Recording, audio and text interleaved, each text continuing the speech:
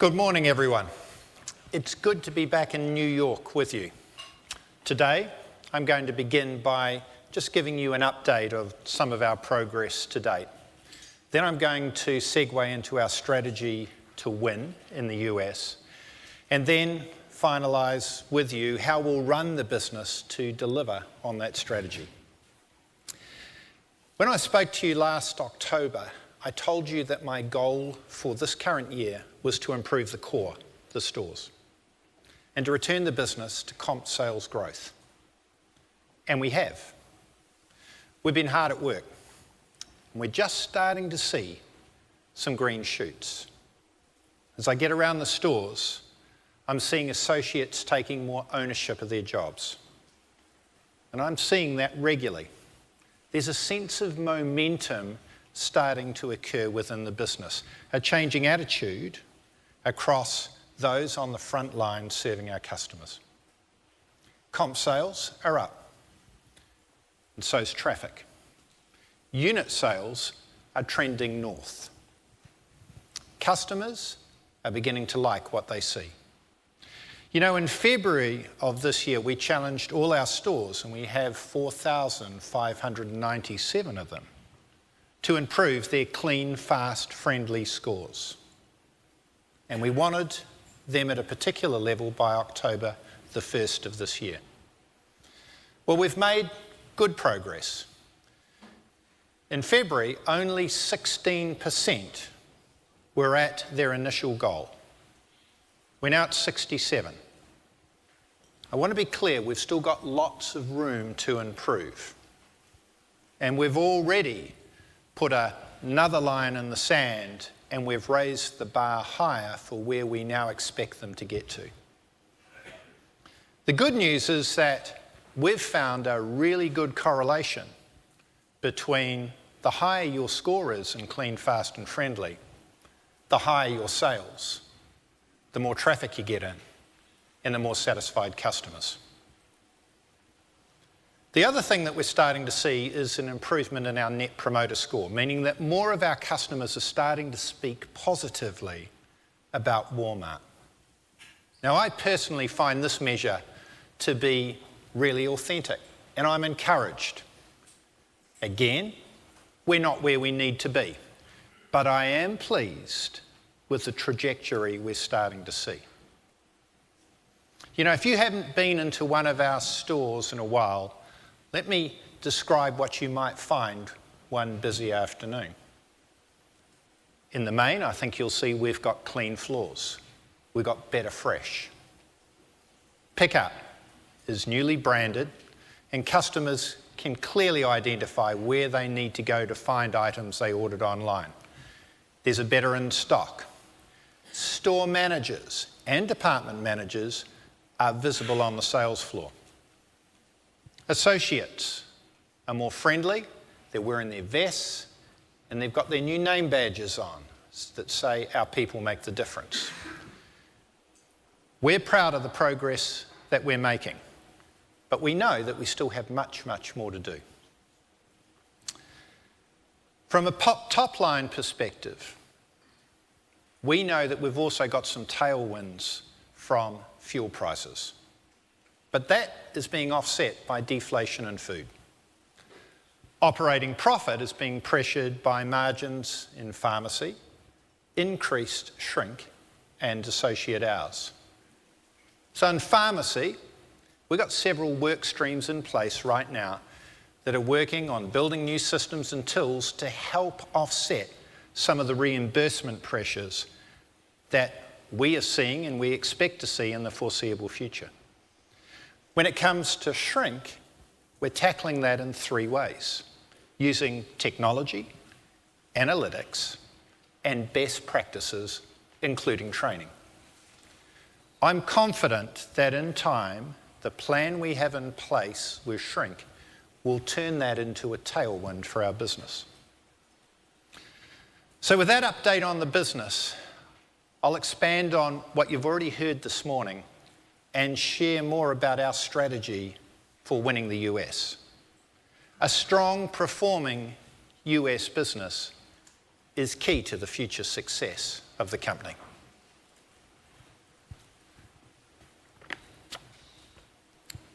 We are, as you've already heard, committed to sales growth.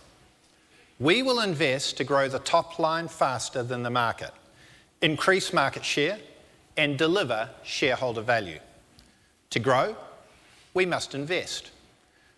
We are a strong, profitable business, but we know that we can't solely focus on short-term profitability if we're going to win the long term. And the marketplace has changed.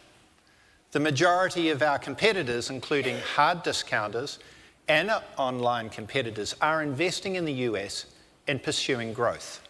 So we must adapt and grow as well.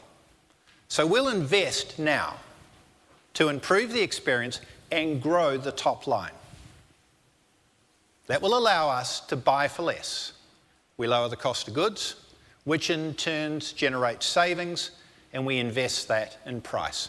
Lower prices see an increase in traffic and basket, which in turn grows sales and gain share. I want to be very clear. Our investments do have a timeline. We've got a detailed, well-resourced strategic plan with disciplined work streams and a cadence of reviews. These will enable us to clearly deliver our financial goals, our growth aspirations, and shareholder returns. We know what success looks like in terms of unit sales, in-stock, and customer experience. We're building a solid foundation to serve customers now, from which we can grow, create a seamless shopping experience, and win the future of retail. Now I'm going to walk you through how we'll do that.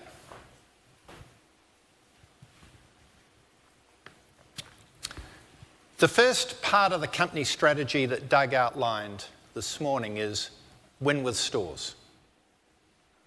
So I'm going to share with you what we're doing to provide an excellent in-store experience right now and in the future. As part of that, I'll talk about our people. Our incremental investment of about $1.5 billion in our people next fiscal year is a really large number.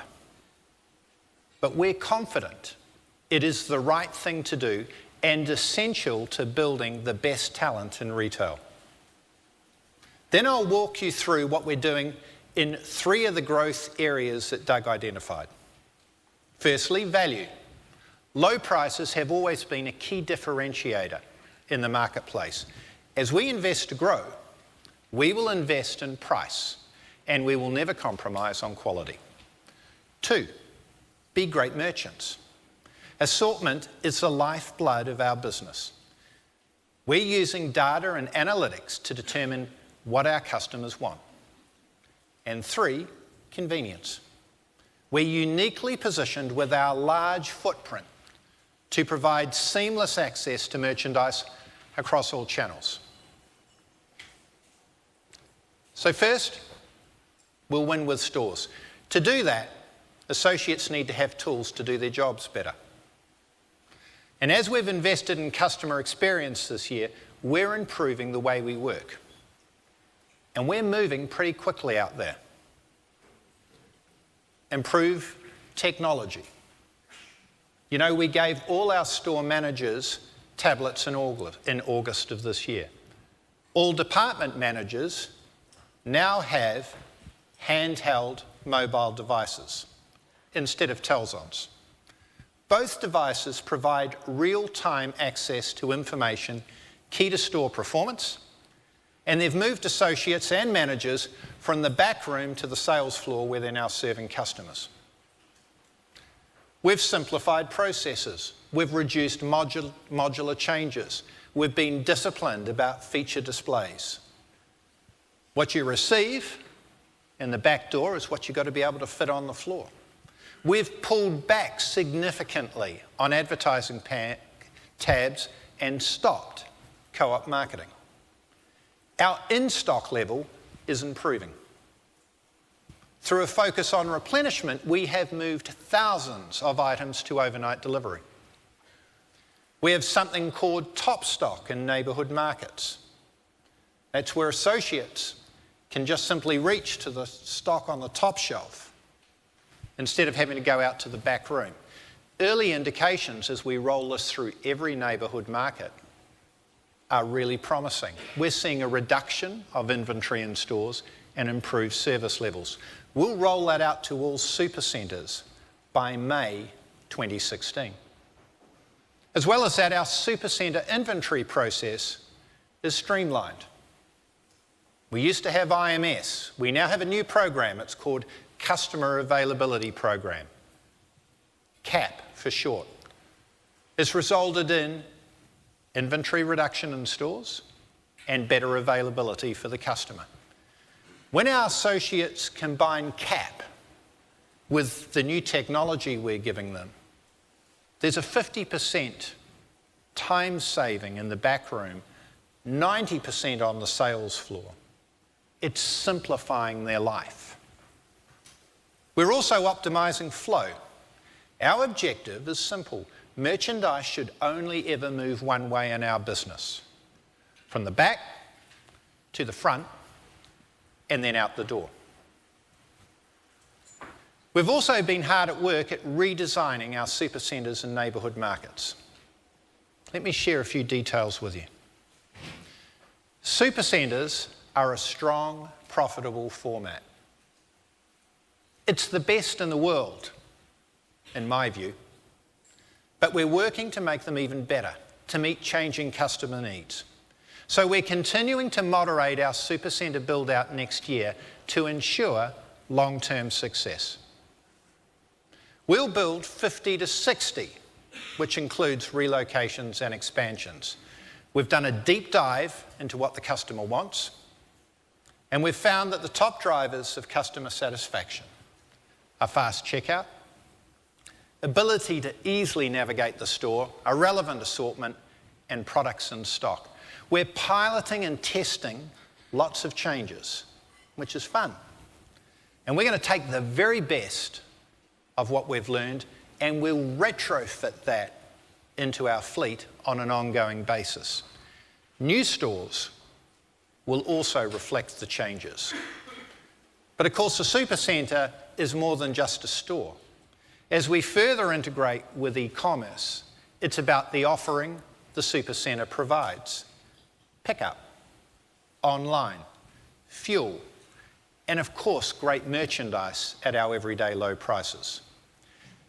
Actually, today is the grand opening of our first redesigned Supercentre, which is in Rogers, Arkansas.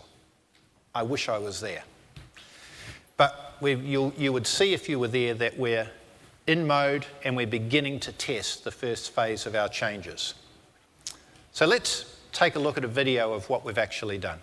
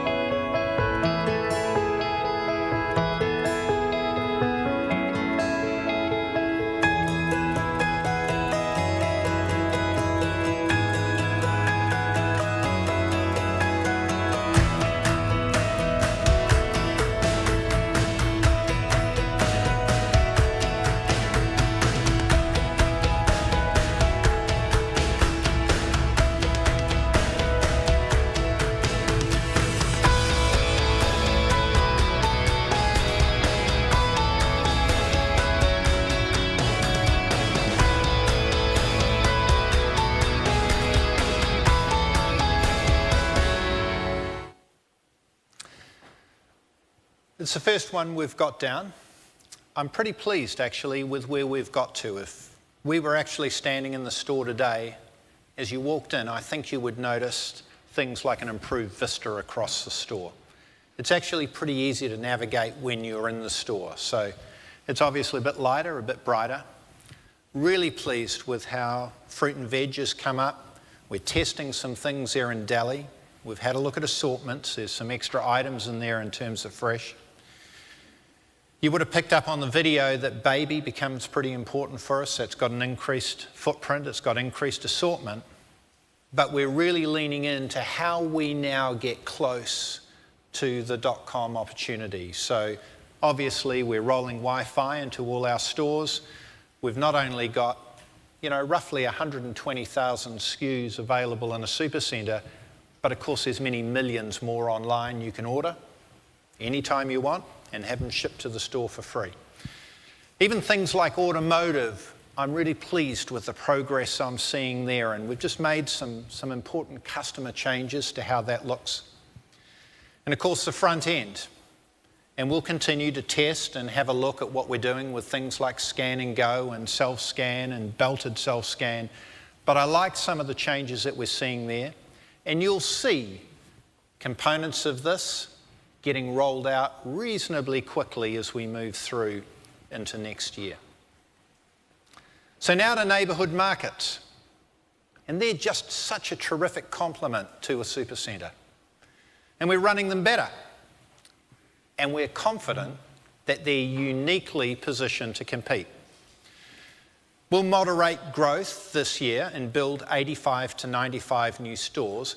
And that's deliberate as we focus on improving profitability and the productivity of this format through enhanced fresh and access to services. We're working to make them more inviting and to get them in the right locations relative to supercentres. And these are some of the photos of our newest store in Rogers, and you might recall in Doug's presentation he had that photo of the fresh. That actually, as he mentioned, he tweeted that out. That is from the new Rogers store. So we're excited about some of the changes that we're making to this format. And doesn't pickup make neighbourhood markets unique? What other supermarket offers you access to millions of items online?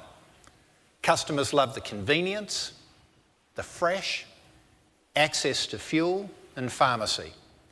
And for those who are interested, we'll show more of the new store in Rogers later through a virtual tour after the Q&A.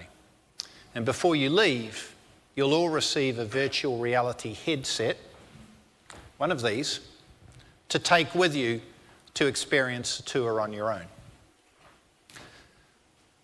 Finally, when it comes to stores, winning in stores, our people are essential. Our theme this year is that our people make the difference, and they do. And it's why we're holistically investing in wages, providing training and more flexible hours for them. In addition to raising the facility start rate for current associates to $9 an hour this April, $10 in February, we have also rolled out structural changes this summer. We've added in the last few months 8,000 department managers who are empowered to run their departments and be great merchants. Next year, we'll roll out Pathways trainings programs that will be giving our people better training and a clearer understanding of what they need to do to get promoted. Our associate engagement scores are up. And even though the scores have been at or above industry benchmarks for several years, we're proud to see an increase this year after remaining flat for the prior 2 years. Now, frankly, it's too early to report any more than this on our investment in people. We'll know more after we've rolled out all our changes. But I can share with you anecdotally that what I'm seeing as I get around the country, and I'm out in stores every week and most weekends, I'm seeing improvements. I'm seeing and hearing from our teams in stores that they're better able to recruit and retain talent. The momentum is starting to shift. It's pretty simple, isn't it? In my experience in running businesses, if you pay your people competitively, if the managers are really engaged and they're good, if you train people, you give them the right schedules, you're going to see happier associates. You'll see a marked improvement in the shopping experience, and you'll get a return on your investment. So that's how we'll win with stores, and we'll deliver a great shopping experience. Next, I want to talk about value. Walmart has and always will be about value. Low prices have always been a key differentiator in the marketplace. This year, we made a strategic choice, and that choice was simple. We're going to invest in the store experience first, including our people. And as we fix the experience, and we are, you're going to see us start to invest in price to ensure that over the long term, we deliver on the low price promise our customers expect. As Charles mentioned, our plan to invest several $1 billion in price over the next 3 years is included in our guidance. To deliver value and our low price promise, we remain focused on lowering costs in the way we operate by running a better business, and also in how we procure merchandise. So I'll share 2 examples that demonstrate how we're doing this. Firstly, our markdown initiative, which is part of Urgent Agenda that I've spoken about previously. We've reduced markdowns. We continue to reduce markdowns on damaged goods. Here's how it works. If a Halloween princess costume is missing its crown, our stores will mark it down to a lower price instead of just throwing it away. A customer's happy to get the great item at a lower price. Secondly, through better buying, we deliver cost of goods savings, which in turn, we invest straight back into price for the customer. Next will be great merchants, and we'll win with the right assortment. It is the lifeblood of our business. Grocery is clearly a larger part of the business now, and we're pretty focused in this area. But good grocery starts with winning in fresh. And as some of you know, I spend a lot of time in my store tours in fresh. It's an area I enjoy teaching, touring with associates. We also know that fresh is a traffic driver. The quality of our fresh and our fresh reputation is a key focus. We have to earn customers' trust. So we've sequenced a plan to win in fresh by getting the basics right, building on that, and ultimately transforming our fresh from the farm to the checkout. We'll do it with much better assortment, much better execution, much better processes, and a great supply chain. Now, we've got lots of work to do, but I can tell you customers are starting to notice a difference. In the last 52 weeks, market share in fresh is up 26 basis points. Unit comps have improved 1.5%. Markdowns are down 70 basis points since last year. Our price gap in meat is up 200 basis points versus last year. And we also know that the large majority of our customers would purchase affordable organics. So our organic offering continues to expand, and it's now much easier to find on shelf. We're also focused on providing healthy snacks and easy prep meals. We'll keep driving hard towards our ambition to save people money so they can eat better. Next to private brands. Let me be clear. We have always been a destination for quality national brands at everyday low prices. And we will remain, first and foremost, a national brand retailer. We know that our private brand customers are some of our most loyal. But private brands are key to addressing the price gap with hard discounters. They are critical to our growth aspiration. So we've doubled our private brands team, and our focus remains on delivering quality, innovation, price, and ultimately increased market penetration for our customers. So we've got key work streams in place to ensure a well-defined brand architecture. We've got teams to develop and identify assortment gaps, extend product lines, and innovations based on what we've learned from customers. And here's what's interesting. As customers become Walmart private brand adopters, they also spend more trips. Sorry, they make more trips and they spend more.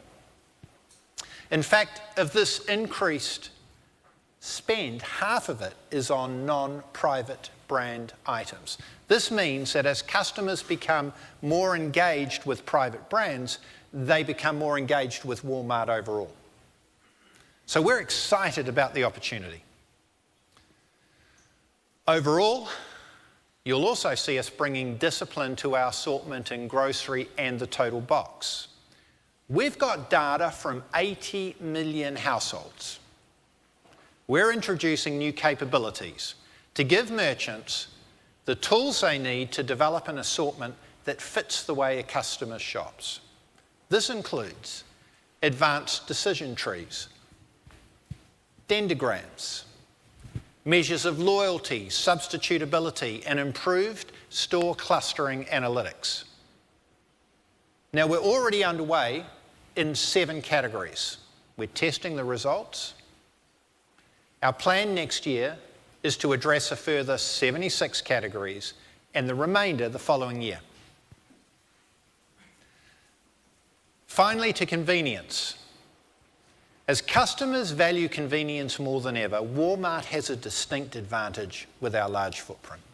We can offer customers seamless access, enabling them to shop whenever and however they want, in store, online, or via mobile.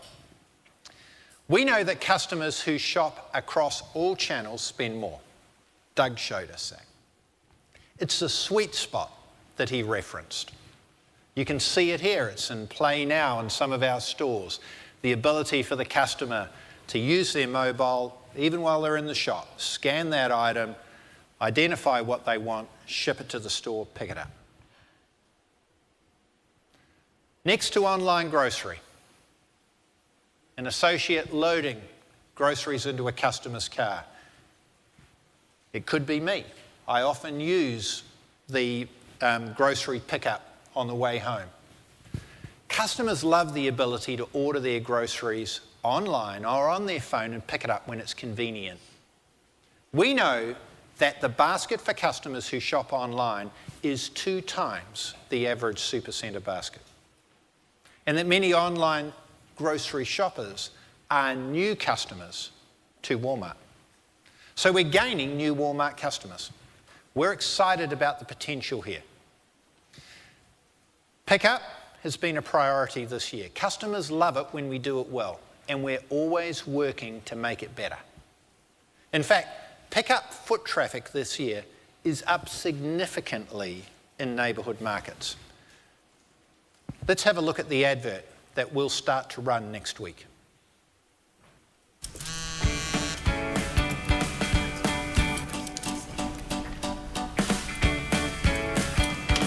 Pickup? In the back. I ordered this online? Yeah, let me have a look. Thanks.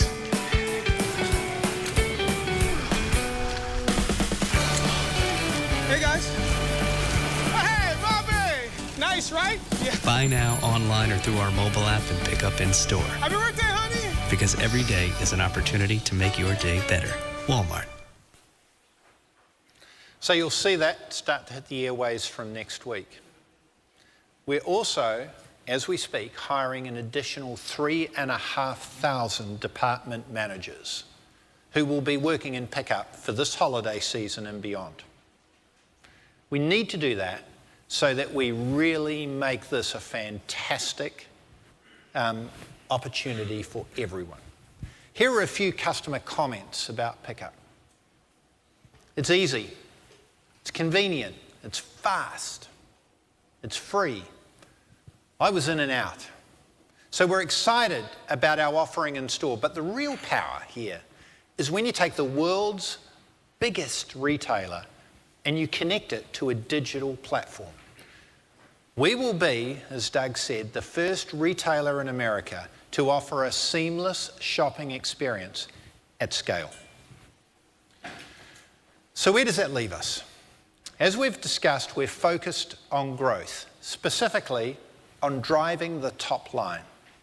And we've returned the business to positive comp growth this year, and we expect that to continue. Over the next 3 years, we anticipate a 3 to 4% total sales CAGR. We've proven this year we can grow the business, and we'll continue to do so. But to drive this growth, we must invest in the business, and that will slow our profits for a bit. As Charles discussed, our investments in our associates, e-commerce, grocery, online, and pickup will hit their peak next year. We expect these investments to slow the US operating income in FY17. Looking forward, though, as our investments wind down, we'll see operating income grow faster as we continue to drive the top line and we get the productivity loop turning again. By FY19, we expect we'll be back near our FY16 operating income dollar levels. However, we know that that growth will come with a different mix as customers shift between formats and our sales continue to move towards grocery and e-commerce. Our customers' changing needs will affect our operating margin rate, which we expect to remain below previous levels. But you can be sure that we will succeed in our efforts and will drive the shareholder value you've come to expect from Walmart. So to sum up, there are 4 key takeaways for you today. Firstly, we have a strategic plan in place to deliver top-line growth and deliver shareholder value. 2, our investments are paying off, but will take time to complete. 3, metrics of success are identified and being tracked. And finally, we are uniquely positioned with our footprint to win across all channels. Thank you. Now I'd like to invite Doug back up to make some closing remarks.